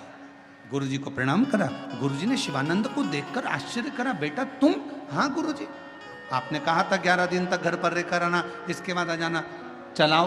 शिवानंद के सिर पर हाथ रखकर गुरुजी ने पूछा, शिवानंद से हाथ रखकर गुरुजी ने पूछा, क्यों रे शिवानंद, यहां से जाने के 5वें दिन तेरे साथ कुछ हुआ क्या? हाँ गुरुजी, मेरी मम्मी ने, मेरी माँ ने मुझे बेलपत्र लाने को भेजा। जब मैं बेलपत्र लेकर आ रहा था ना तो मुझे थोड़ा सा चक्कर सा आया। ऐसा लग रहा था मेरी सांस भरा रही है, ऐसा लग रहा था मेरी आंखों में नींद आ रही है, ऐसा लग रहा था कि कोई मुझे खींच रहा है, पर समझ में नहीं आया। मैं बेलपत्र लेकर अपनी माँ को दिया, माँ ने शिव जी को समर्पित करा, फिर कुछ भी नहीं हुआ। तब समझ में नहीं आया गुरुदेव ऐसा क्यों हो रहा था। तब समझ में आया कि वो बेलपत्र की महत्वता, वो बेलपत्र की महत्वता। गुरुजी ने शिवानंद को सिर पर हाथ रखकर कहा, शिवानंद 5वें दिन तेरे प्राण जाना थे, पर तूने मेरे वचन का स्मरण रखा। तेरे गुरु ने जो वचन कह दिया था कि बेलपत्र लाते समय उसको मंत्र दो, बेलपत्र को लेते आते समय निमंत्रण दो कि मेरे दुख को हरने के लिए, मेरे कष्ट को हरने के लिए तुम्हें शिवजी ने बुलाया है। माँ चलो, गोरा माँ है पार्वती, चलो निमंत्रण दो। और तुमने निमंत्रण देकर जब बेलपत्र लेकर आ रहे, आज तुमने सही समय पर उस बेलपत्र को निमंत्रण दिया। और जितनी मेरी जीजियां कथा को सुन रही हैं, जितने मेरे जीजा शिव महापुराण की कथा को श्रवण कर रहे हैं, उनसे एक निवेदन करें। जब आप सावन के महीने में बेलपत्र का पौधा लगाओ तो ये विनय कर कर लगाना, हे माँ, हे मेरे ओघड़दानी, आप यहाँ पर विराजमान हो, सबका कल्याण करना, जिसके भी दुख हो तकलीफ हो सबको मिटा देना। सब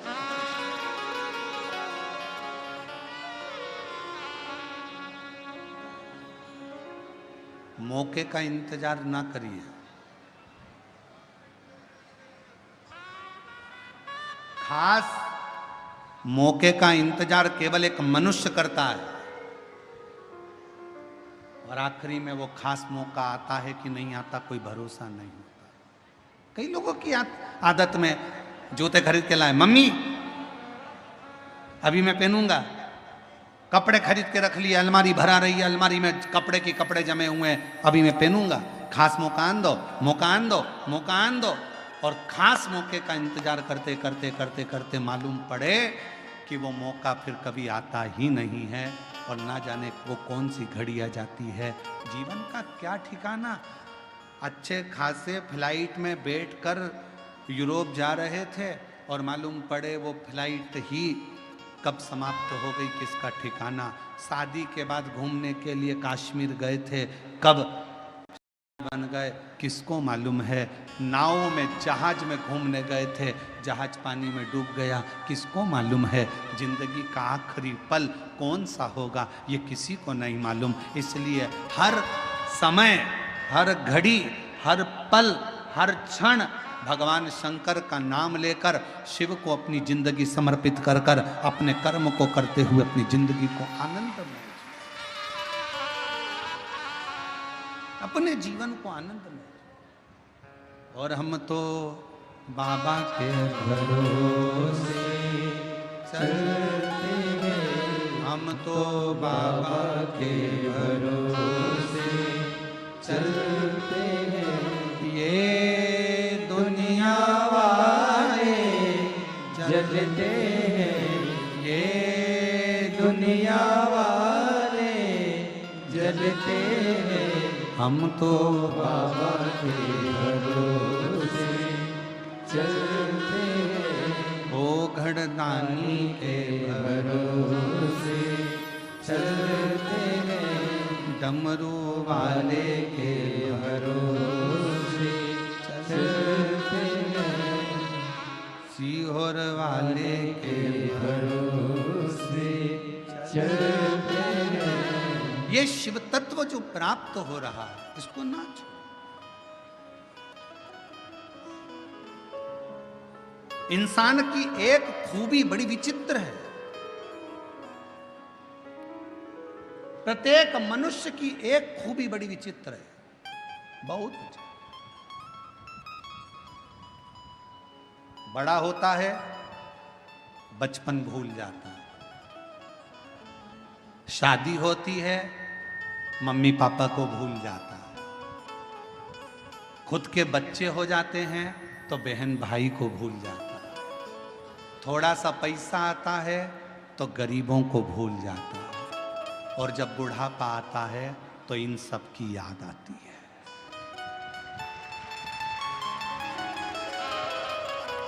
जब बुढ़ापा आएगा, बचपन भी याद आएगा। अपने घर के बच्चों को बताओ कि हमारा बचपन ऐसा था, हमारे बचपन में ऐसा हुआ था। बुढ़ापा आएगा, बचपन भी याद आएगा। बुढ़ापा आएगा, माता पिता भी याद आएंगे। बुढ़ापा आएगा, मित्र भी याद आएंगे। बुढ़ापा आएगा, गरीब दोस्त भी याद आएंगे। समय बुढ़ापा आएगा तो अपने बहन भाई भी याद आएंगे। ये मनुष्य की बड़ी विचित्र लीला, बड़ी विचित्र।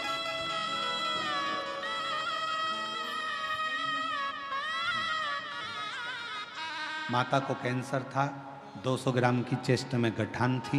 बाबा की कृपा से बिना ऑपरेशन के कैंसर पूरा समाप्त हुआ। ये शिव की कृपा।